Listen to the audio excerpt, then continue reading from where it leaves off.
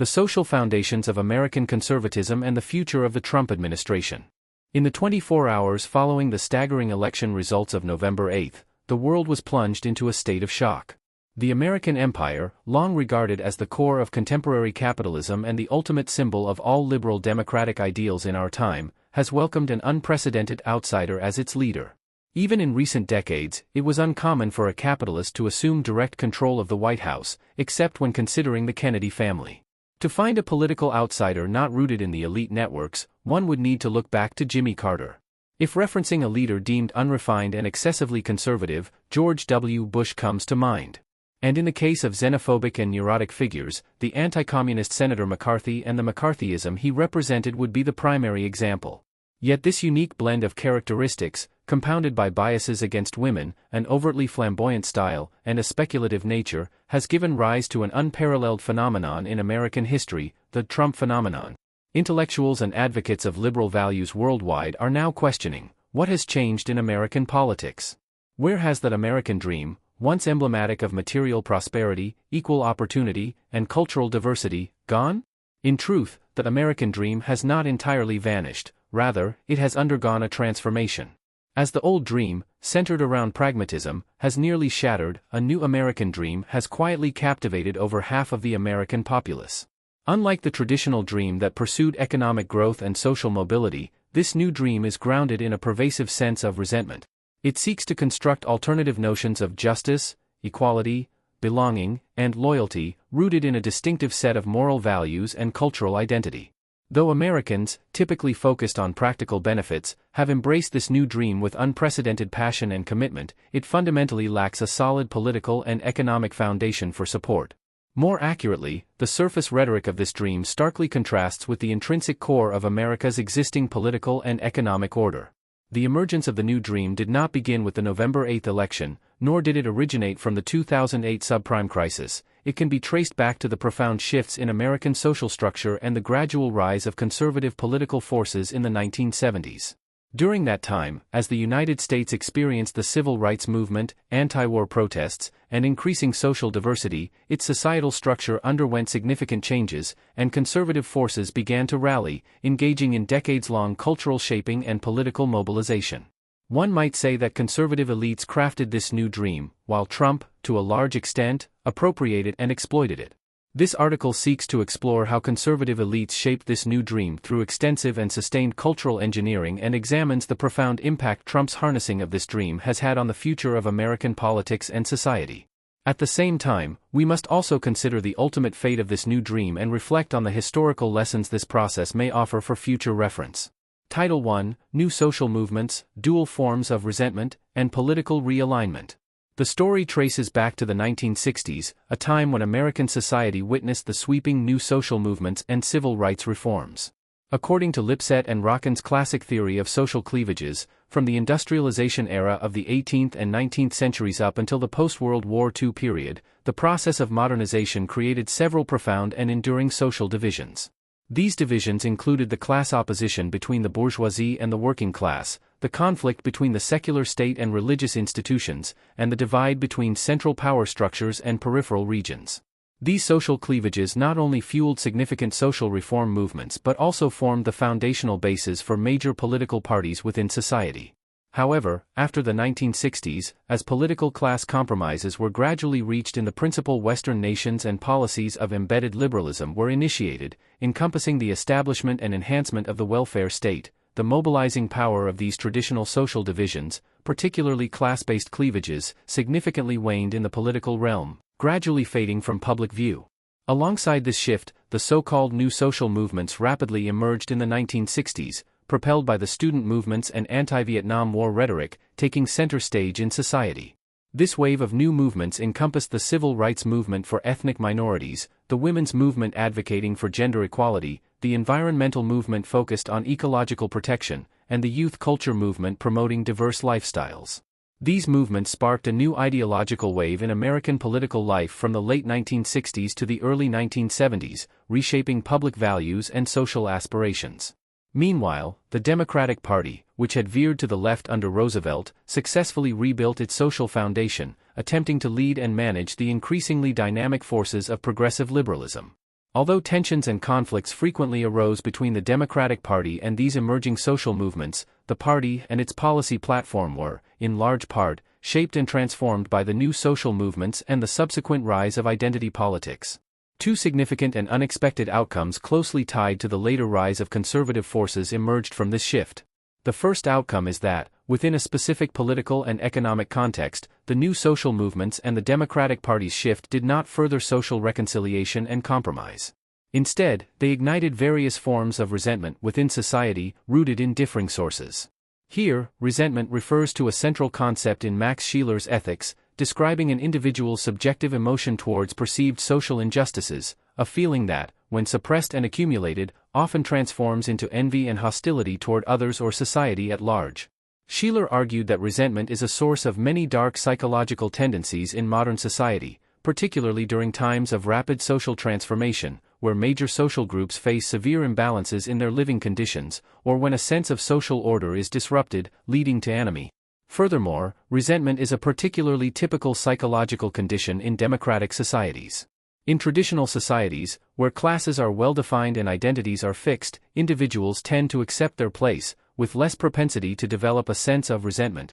In contrast, under democratic systems, the appearance of a leveled social hierarchy often fosters comparisons and dissatisfaction, creating an illusion that others' success is a form of deprivation.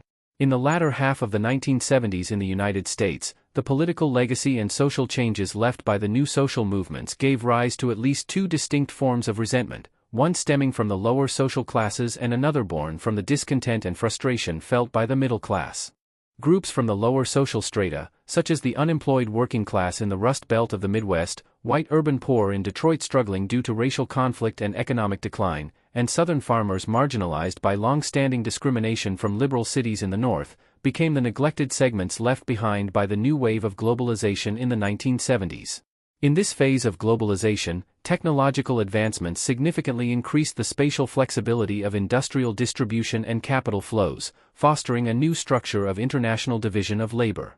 The once relatively clear-cut center-periphery relationships between nations within the global economic system gradually transformed into regional disparities within countries. In other words, the inequalities brought by globalization shifted from traditional vertical gaps between nations to horizontal inequalities within nations.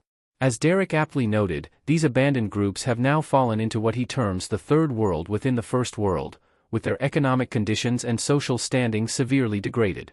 Meanwhile, the Democratic Party, once a representative of these lower-income groups' interests, gradually abandoned its traditional stance of addressing socio-economic issues and class divides.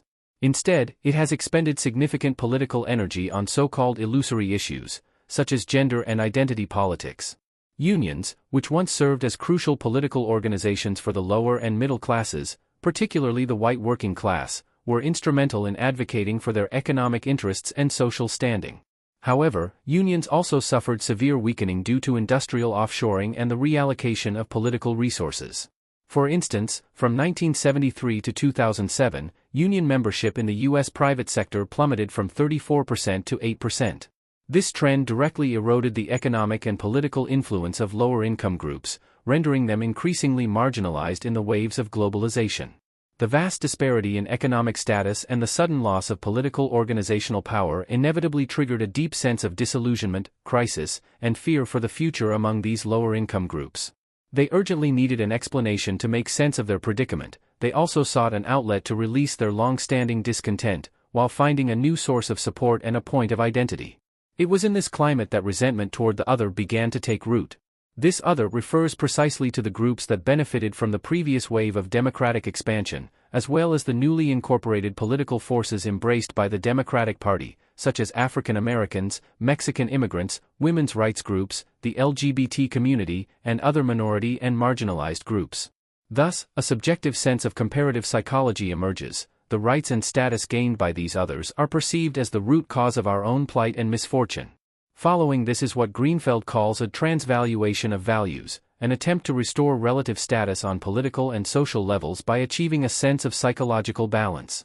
For this reason, when we observe these abandoned and wounded American lower-class groups, after experiencing the democratic movements of the 1960s, returning to the embrace of traditional values, emphasizing the importance of family and community, embracing the new evangelicalism of the new century, and even using it to construct a superior moral identity, the underlying logic becomes readily apparent. In contrast, the resentment of the American middle class reveals a distinctive character. Sociologist Monica Prasad argues that, compared to Europe, the civil rights movement in the United States was more intense, and the left-wing political coalition more powerful, ultimately leading to an overcorrection with overly radical redistribution policies, driving large-scale government expansion and creating a hidden welfare state. This hidden welfare state may appear inconspicuous on the surface, but it is deeply embedded in the governance structure through various social welfare programs.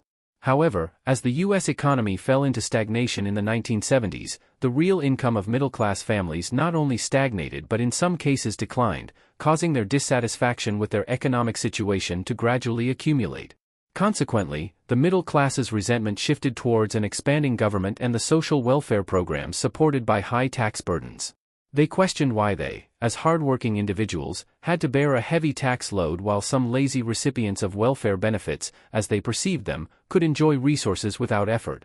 Worse, the continuous expansion of the government had not led to effective economic improvement. This dissatisfaction drove the middle class toward so-called adversarial politics, positioning themselves as opponents of the government and welfare policies, and increasingly supporting radical market-oriented policies and neoliberal economic principles. In contrast, the development of welfare states in France and Germany began earlier, and the post-war redistribution policies were not overly radical, consistently safeguarding capital interests to some extent, thereby avoiding the emergence of adversarial politics among the middle class. Even in the late 1980s, as France and Germany gradually shifted towards neoliberalism, this transition was considerably more moderate. Moreover, the anti-Vietnam War movement of the 1960s and the broader anti-establishment social currents fostered a unique social ethic, a resistance to state power, opposition to institutionalization, and an almost unconditional rejection of government policies and taxation. Ironically, after decades of mainstream cultural promotion, this anti-government, anti-establishment subculture unexpectedly aligned with the market-centered, anti-interventionist neoliberal wave emerging after the 1980s. It gradually became the zeitgeist and dominant discourse of the middle class, providing a conceptual and policy framework for their resentment towards the government. This convergence not only shaped the middle class's opposition to government but also offered policy support for their sentiments, forging a new spirit of the age. Ultimately, the distinct forms of resentment felt by the lower social strata and the middle class, along with their respective political choices in addressing social issues, unexpectedly converged after the 1970s, despite the evident economic and social contradictions between their interests and demands at the political-economic level. To some extent, this convergence of resentment facilitated a new political alliance, one that differed from traditional models of social cleavage. On one side stood the political achievements left by the new social movements of the 1960s, while on the other, a coalition of social forces opposed to and resentful of these achievements took shape. Against this backdrop, as conservative forces gradually coalesced, the elites of both major parties experienced profound divisions in crucial areas like ideology and political networks, effectively paving the way for the rise of conservatism.